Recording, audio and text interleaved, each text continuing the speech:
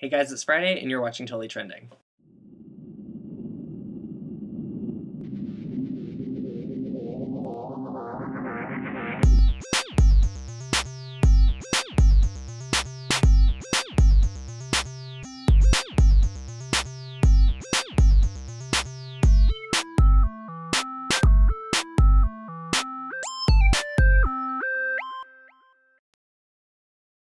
This week on Totally Trending, if you haven't watched the other guys' videos, it's basically we're going to talk about LGBT issues and how things are in our specific countries. So, I'll be covering the US, obviously. And if you're interested in the other countries, please take a look back on the previous videos from this week and kind of get your feel for what things are in certain countries.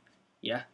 Good. I'm also going to cover this one trending topic because I just feel like I could do this very well. It's things I can't stand. So, yesterday on my Tumblr, I posted some random facts about me, and if you want to take a look, the link will be down below. It's kind of nitty-gritty sexual, so I'm warning you. But yeah. And one of them was, random fact, I can't stand when people wear socks/shoes while they're having sex. And I think that's my #1 pet peeve when it comes to sexual interaction. It's I don't know where it came from, but it did. So, don't do it. Just stop. Alright, let's talk about things in the US, LGBT style. Let's go. So the first thing on my list is adoption.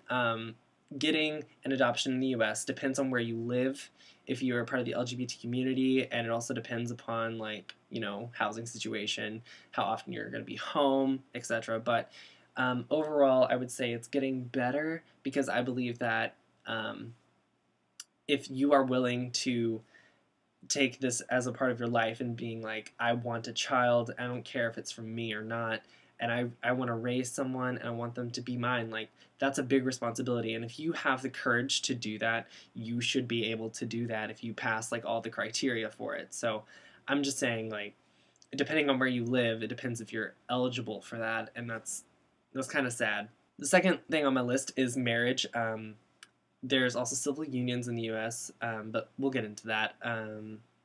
Marriage depends on where you live. If you're legally married to another person of the same gender or part of the community, whatever, you get what I'm saying. It's all politics, and I hate it.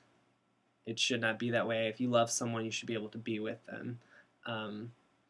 And we also have things called civil unions, which of course is not equal. You don't get all the same rights and benefits as you do if you are married, but it is still a step up from not being able to get married at all.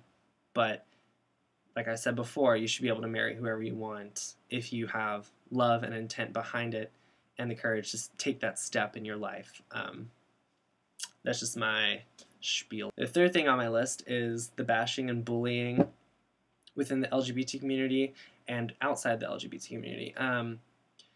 With the outside looking in, like heterosexuals talking about the LGBT community, I believe that it's alright depending on where you live. It's very geographical, all of these things.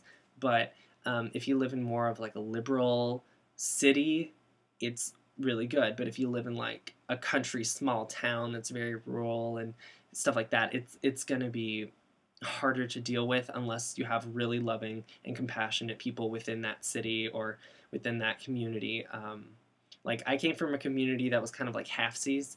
Half of it was okay with it and half of it wasn't, so I was only I wasn't really discriminated against in certain places, but in other places I felt very outcast, so on and so forth. And bullying in general, I got a lot of it. And bashing, I didn't really get any bashing. When I think of bashing, I think of physical confrontation. I didn't get any of that. I just got insults thrown at me, stuff like that. But I believe it's made me a stronger person. I'm not gonna say that bashing is good or anything, or bullying is good. I don't think it is, but it's helped me become the person I am today, and has directed me to this field of work that I want to go into, social work, which is basically helping people with just pure heart and compassion. And you're not doing it for the money at all. You're just doing it to be a good person and to feel better about yourself. So that's my take on that. But there's also bashing and bullying within the community.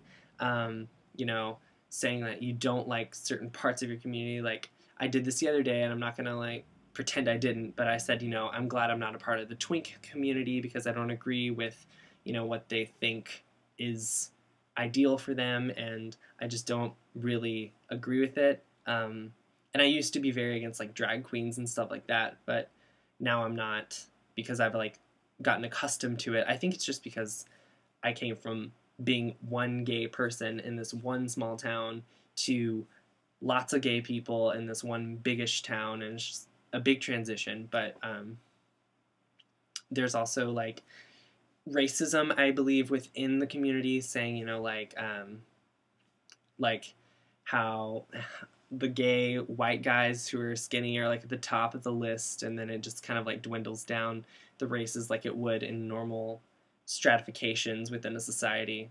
And it's kind of like built in, and we're trying to fix it as much as possible, but when you have a community that's so set on stereotypes and so set on like being like considering other people different and lesser than you, it's just built in. It's really hard to like break those norms, unfortunately, but I believe we're trying to get on the right path for that, just like we are with the other things. It just takes time, and unfortunately, a lot of people are impatient in the U.S., so they want results now, and it's just not going to happen overnight. And the last thing I want to say before I go is that it does get better. Like, it gets a better project. I wanted to like reaffirm that.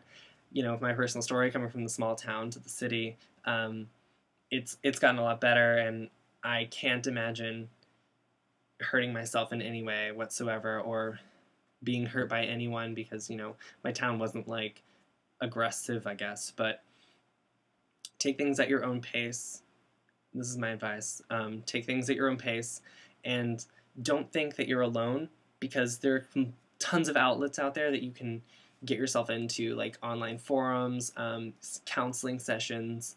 Like, to be a counselor, you have to be very, I don't know, you have to be accepting, and you have to be able to put yourself in other people's positions. So any counselor you'll see, more than likely, if they have a degree in something that's related with counseling, they have to get a license, and to get that license, they have to pass certain tests, so they're going to be on your side. So don't think the world's against you, because it's not. Just like you saw in Ashley's video, like, it's very much accepted, depending on where you live, honestly, and I think the U.S. is getting there.